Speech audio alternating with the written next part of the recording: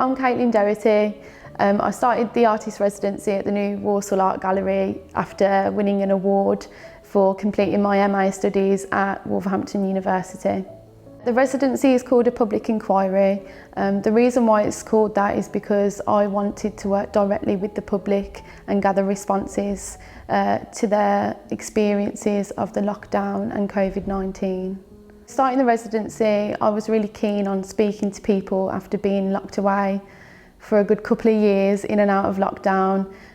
My goals for the residency was just to get in touch with people, ask questions about their sort of experiences during the lockdown, ask them about what sort of social impacts they feel that the lockdown has had. And it was really just to gather some information and stories, I guess. I've been inviting people into the studio for the last 6 weeks and sort of having informal conversations with them where I've been able to record just the audio from the interviews. And again, that was just a really nice way of making people feel like they've been heard. I think it's been really awful during the lockdown and the last couple of years with us sort of taking in lots of media and lots of talk from politicians and stuff, but we haven't really heard a lot from people. So one of my main goals was to get people in and get people talking and reflecting on the last couple of years based on their own sort of experience. I had a few different pathways for people to sort of contribute to the project. I had a letterbox set up outside the studio where there was a little bit of information and some witness statement forms for people to fill out and post back to me. So the days that I was off site, I found that was really useful.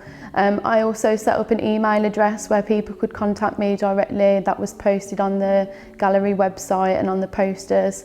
So I had quite a good response through email responses too. Yeah, there was lots of different methods that I used to gather people's statements and experiences and stories, and I think they were quite successful.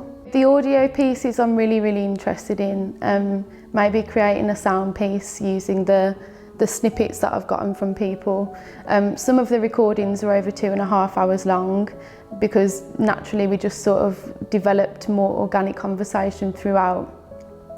And so with those, I'm not really looking to use the whole piece. I'm looking more about chopping them up and taking parts from them that I think are most important and then generating like a new composition using these and maybe like layering people's different voices. So it's definitely a sound piece that I would like to create. That's the most clear vision I have for the work so far. But I'm not limiting myself just to that as well. During lockdown, at the very beginning, I started collecting newspapers and I started archiving what I thought was really trashy and sort of, they were like my first point of critique, I guess, looking at the language and how vast the sort of media coverage was with COVID.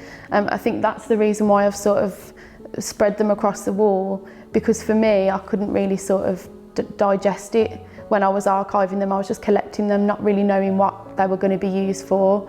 And I think spreading them out on the wall here just gives you an idea of the scale of the sort of coverage of just COVID. I love the studio space. It's a really nice place to focus. I think it's also a great opportunity for me in regards to a public inquiry. I'm with the public every single day that I'm here, and just having like conversations with staff here and visitors here has been really sort of, you know, fundamental to what I've been doing. It's very different working in a studio here compared to my studio back in Wolverhampton, just because I have access to people here, which I wouldn't usually have there.